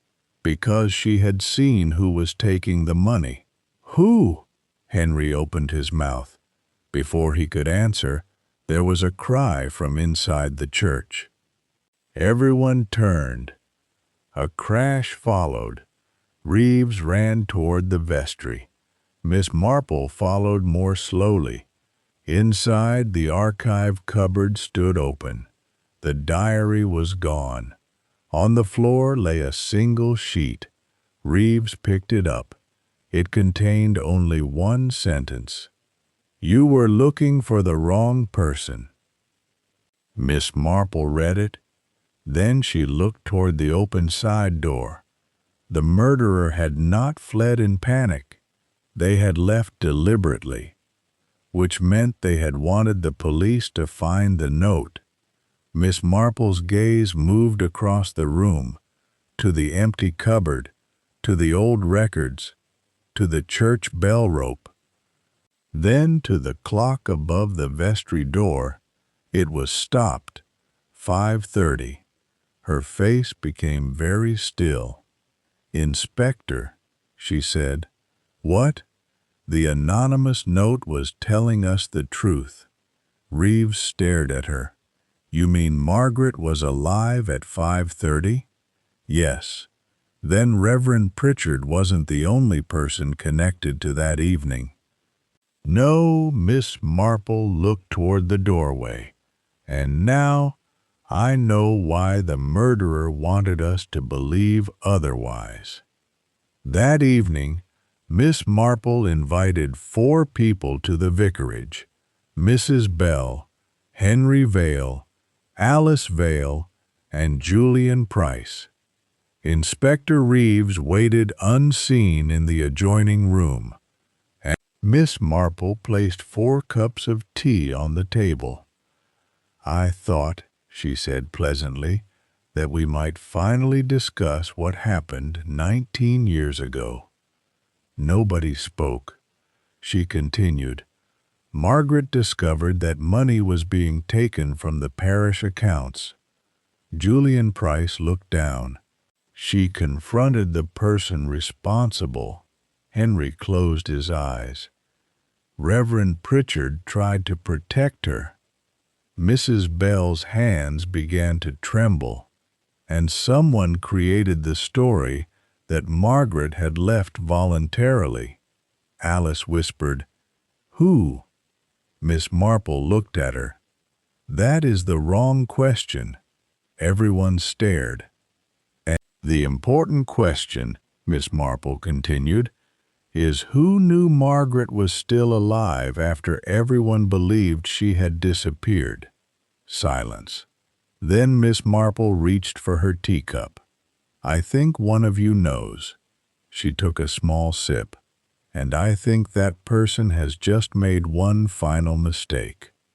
From the adjoining room came the sound of a chair moving. The 4 suspects turned. Inspector Reeves stepped into view. In his hand was the missing diary, and on the final page was a name. Miss Marple looked at it, then at the 4 faces before her. The truth was finally within reach, but she did not reveal it. Not yet, because there was one question still unanswered. Who had stopped the clock at 5:30? And, more importantly, who had been standing beside it when they did? Chapter 10.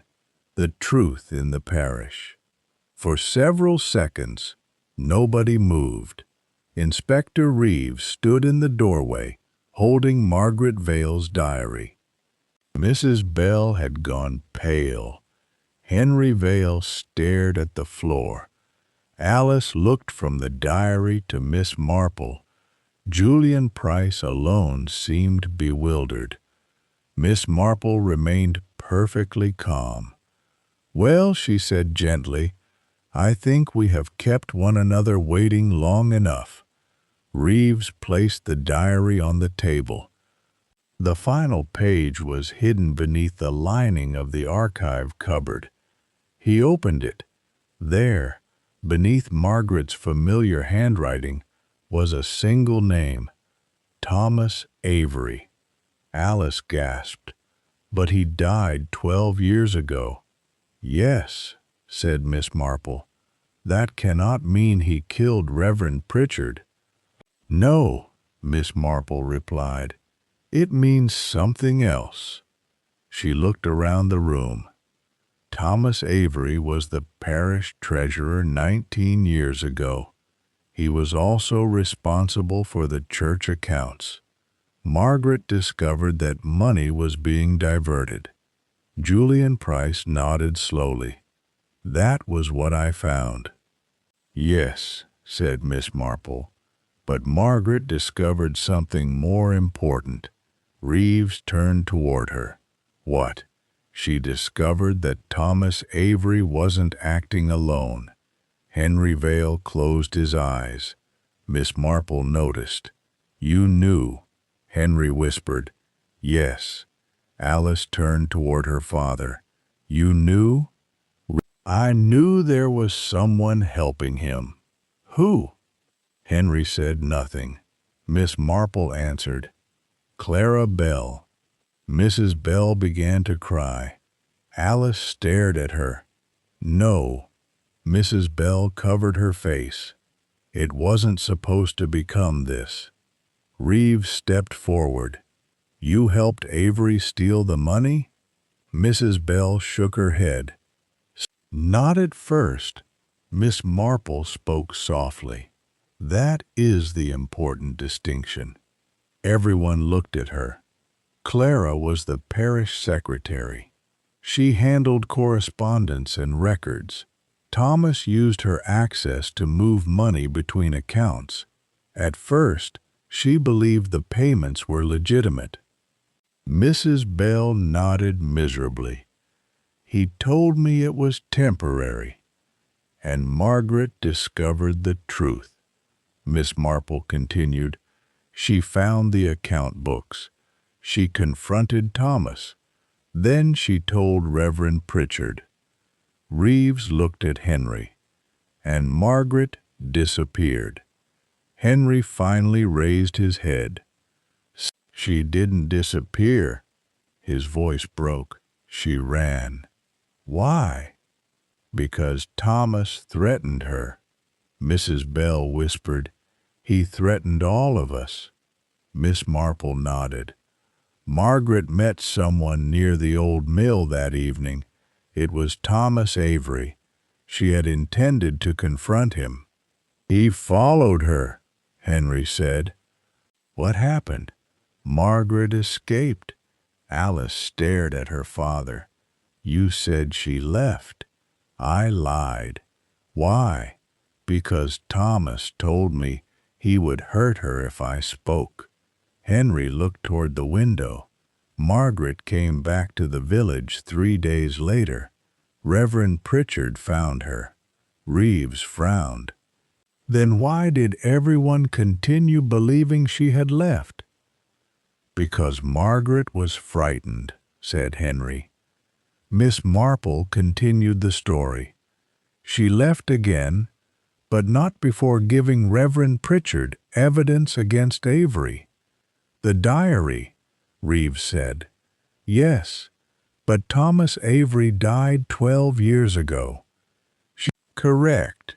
Reeves looked puzzled. Then how does any of this explain Reverend Pritchard's murder? Miss Marple smiled sadly. Because the secret did not die with Thomas Avery. Her gaze settled on Mrs. Bell. Clara knew where the evidence was. Mrs. Bell began to shake. Arthur found it. Yes, and he wanted to publish the truth. Yes, I begged him not to, because you were afraid your involvement would be discovered. Mrs. Bell nodded. But I didn't kill him. Miss Marple's expression remained gentle. No, you didn't. Reeves looked sharply at her. Then who did? Miss Marple turned toward the fourth person in the room. Julian Price. He looked stunned. Me? No. She looked past him, toward Alice. Alice's face had gone completely white. Miss Marple spoke quietly. The person who killed Reverend Pritchard was not trying to protect Thomas Avery. She paused. They were protecting Margaret. Alice stared at her. Margaret? Yes. Reeves frowned. But Margaret is alive. The word fell into the room like a stone. Nobody spoke. Miss Marple continued. Margaret Vale did not die 19 years ago. She left the village under another name. Reverend Pritchard remained in contact with her. Alice whispered, You knew? I suspected. Then why didn't you tell me? Because I wanted to know why someone had killed Reverend Pritchard. Miss Marple turned toward the window. The anonymous notes were designed to make us believe Margaret was dead. The stopped clock was part of that deception. The note claiming she was alive at 5:30 was meant to frighten us into looking at the wrong part of the story. Reeves suddenly understood. The clock. Yes. Miss Marple looked at him. Reverend Pritchard died earlier than 5:30. Someone stopped the clock later to suggest he had been alive after Margaret supposedly returned. But who? Miss Marple reached into her handbag. She removed the tiny green thread she had found near the church. Then she placed it beside the diary. On Thursday afternoon, Alice was wearing a green scarf. Alice looked down. Yes, but so were two other people. Reeves nodded. Mrs. Bell and Mr. Price. Exactly. Miss Marple smiled. So the thread alone proved nothing. She then placed another object on the table, a small brass key, the archive key. Reeves stared at it. Where did you get that? It was found in the church. Miss Marple turned toward Alice. You told me you came to the church looking for a record. Alice nodded. I did. You also knew about the archive. Yes? And you knew Margaret had left something there. Alice began to cry. But I didn't kill him. I know. Miss Marple's eyes moved to Mrs. Bell. Clara? Mrs. Bell looked up. Then she whispered, It was me. Reeves stepped toward her. Tell me. Mrs. Bell closed her eyes. Arthur was going to publish everything. He had found Margaret's diary and the old account books. He wanted the village to know that Margaret had never abandoned her family. And you? I was afraid. Afraid of what? Of what would happen to Alice. Alice stared at her. Mrs. Bell continued. Margaret had returned secretly. Arthur was helping her arrange a safe place to stay. But someone discovered the truth. Who? Mrs. Bell looked toward the door. Alice. Alice began shaking her head. No? You found out Margaret was alive, Mrs. Bell said. You believed Reverend Pritchard was going to expose her location. You thought the person who had threatened Margaret 19 years ago would find her. Alice whispered, I only wanted to protect her. Reeves stared at her. You killed Reverend Pritchard? Alice covered her face. I didn't mean to. The room fell silent. She lowered her hands. I went to speak with him. I wanted him to destroy the diary. He refused. We argued. What happened? He told me Margaret had decided to come back. Alice's voice broke. I thought he was going to publish everything. I thought Margaret would be in danger. Miss Marple nodded. And in your fear, you struck him. Alice began to cry. I panicked. You moved the cup. Alice nodded. You removed the newsletter page. Yes. You stopped the clock.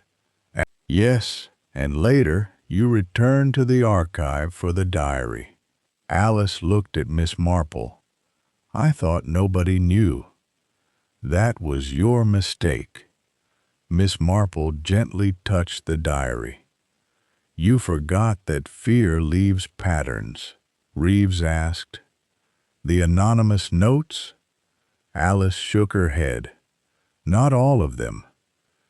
Miss Marple looked at her. You wrote the first warning, but someone else wrote the last. Alice looked confused. Miss Marple smiled. Margaret. Everyone turned. A woman stood quietly in the doorway. She was older than the photograph, of course, but the eyes were unmistakable. Alice rose slowly. "Margaret," her sister smiled through tears, "I came home." For a moment, nobody spoke. Then Alice crossed the room and embraced her. Miss Marple turned away, giving the sisters their privacy. Later, after the police had taken Alice away, the village slowly began to understand what had happened. Thomas Avery had stolen the money. Clara Bell had helped him, then spent 19 years living with the guilt. Margaret had survived. Reverend Pritchard had tried to restore her name, and Alice, terrified that the truth would destroy her sister, had committed the one act she could never undo. The parish newsletter was printed again the following Sunday. This time there were no secrets. The truth about Margaret was published. The old accounts were explained, and beneath the ordinary notices was a small announcement. Margaret Vale has returned to St. Mary's Hollow. Miss Marple read it quietly over her morning tea. Joan looked at her. "Do you think the village will ever be the same?" Miss Marple smiled. "Oh, my dear, villages never change." She lifted her teacup. "They merely replace one secret with another." Outside, the church bell rang. Once, then stopped. Miss Marple listened. After a moment, she smiled. "At least," she murmured, "this time it is telling the truth." And with that, she returned to her knitting, while St. Mary's Hollow began the slow, uneasy business of learning how to live without its oldest lie.